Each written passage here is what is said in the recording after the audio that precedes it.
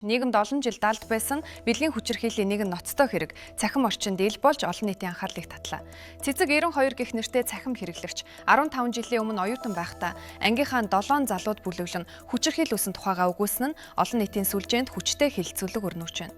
Хохирогчийн хэлснээр тухайн үед 19 настай их сургуулийн 2 дугаар курсын оюутан байсан бөгөөд согтууруулах ундаанд мансууруулах төрхийн бодис хийж биеэ хамгаалах боломжгүй болгосны дараа шөнийн тэг 2 цагаас өглөөний 7 цаг хүртэл бүлэглэн хүчирхийлсэн гэдгийг тайлбарласан. Тэрээр би харахаас өөр юу ч өөрийнхөө төлөө хийж чадаагүй. Тэр өдрөөс хойш дахиж хизээч амьдрах хүсэл минь бүрэн сэрвээгүй гэсэн түүний үг олон нийтийн сэтгэлийг эмзэглүүлж байна.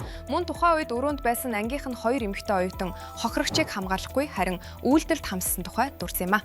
Тэрээр амиа хорлох тухай бодож байсан ч гэр бүлдээ дарамт болохоос айж тиссэн гэдлээ хэлсэн.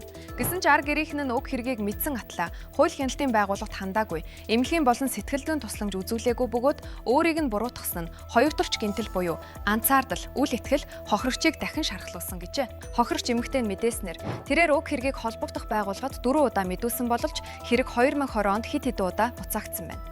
Хэрэв уг үйлдэл 2011 онд гарсан гэж үзвэл тухайн үеийн 2002 оны эрүүгийн хуулийн 126-гийн 2-ын 6 заасан бүүлэлсэн хүчин дэх гэмт хэрэгт хамаарах бөгөөд 5-аас 10 жилийн хорох ял оногдуулах зохицуулттай байжээ. Мөн хүнд гэмт хэргийн хөө хэлэлцэх хугацаа 15 жил байсан ч цагдаагийн байгууллага 4 удаа хэрэг буцаасан нь олон нийтийн анхаарлыг татаж байна. Энэ хугацаанд холбогдсон этгээдүүд өнөөдрийн хүртэл хуулийн хариуцлага хүлээлгүй чөлөөтэй ажиллаж амьдарч байгаад хохирогч маш их гомдолтой байгаа юм а. Тухайн хэрэгт холбогдсон оюутнууд нь Суисийн соёл иргэншлийн сургуулийн 2014 оны төгсөгчд бөгөөд Тэврээрт Мөнх алдар, Сод Баяр, Инхболд, Шижирбат, Чинзориг, Сүхбаатар, Халтар нарын нэрс дурдарджээ. Тэдний нэг Инхболд нь 2024 онд Улсын драмын эрдмийн театрын маркетинг, олон нийтэд харилцах албаны даргаалд хамлагдсан нь олон нийтийн анхаарлыг татсан асуудлын нэг болсон гэх мэдээлэл байна. Энэхүү хэрэг нь ял загших тогтолцоо, хөөн хэлэлцэх хугацаа, мөрдөө шалгах байгууллагын сул орон зай зэрэг олон асуудлыг ил болгож хариуцлагын тогтолцоог эргэн харах шаардлагыг бий болгоод байгаа юм.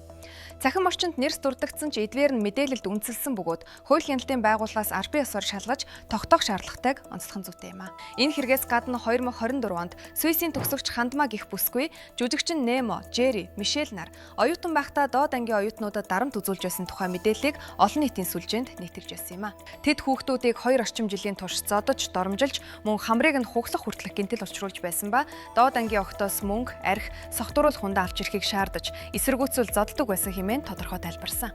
Түүгээрч зохисгүй 2021 онд Никитан хамтлагийн дуучин Батчулан сошиал контентэд оролцож байх үеэр нэг найз нь эмэгтэй хүнийг согтоож байгаад хүчирхийлсэн ноцтой үйлдлийн талаар бахархалтайгаар хошигнож ярьж, харин дуучин Сэрчмээ адилхан эмэгтэй хүн байж түүнд нь баясан инээж байгаа нь олон нийтийн шүүмжлэлт агуулсан юм а. Эдгээр үйл явдлууд Суисийг зөвхөн урлагийн сургууль гэхээс илүү системтэй дарамт дээрлэлтийн орчинтой холбон харж болох асуултыг бий болгож байна. Сүүлийн жилүүдэд соёл урлагийн их сургуульд дээрлэхэлт, бие махбодын хүч хэрүүлэлт, дарамт шахалт зэрэг ноцтой мэдээлүүд тасралтгүй гарч байгаа нь энэ асуудал ганц хүний ёс суртахууны алдаа бус сургуулийн орчинд удаан хугацаанд бүгдсэн сэтгэл зүйн болон ёс зүйн асуудалтай холбоотой болохыг харуулж байна. Тиймээс зөвхөн хой хүмүүсийн буруутай үйлдэлийг шүүмжлэхээс гадна сургуулийн орчин, менежмент, хянарт, ёс зүйн соёлыг бүхэлдэн сайжруулах шаардлага энэхүү асуудлууд тодорхой харагдаж байна.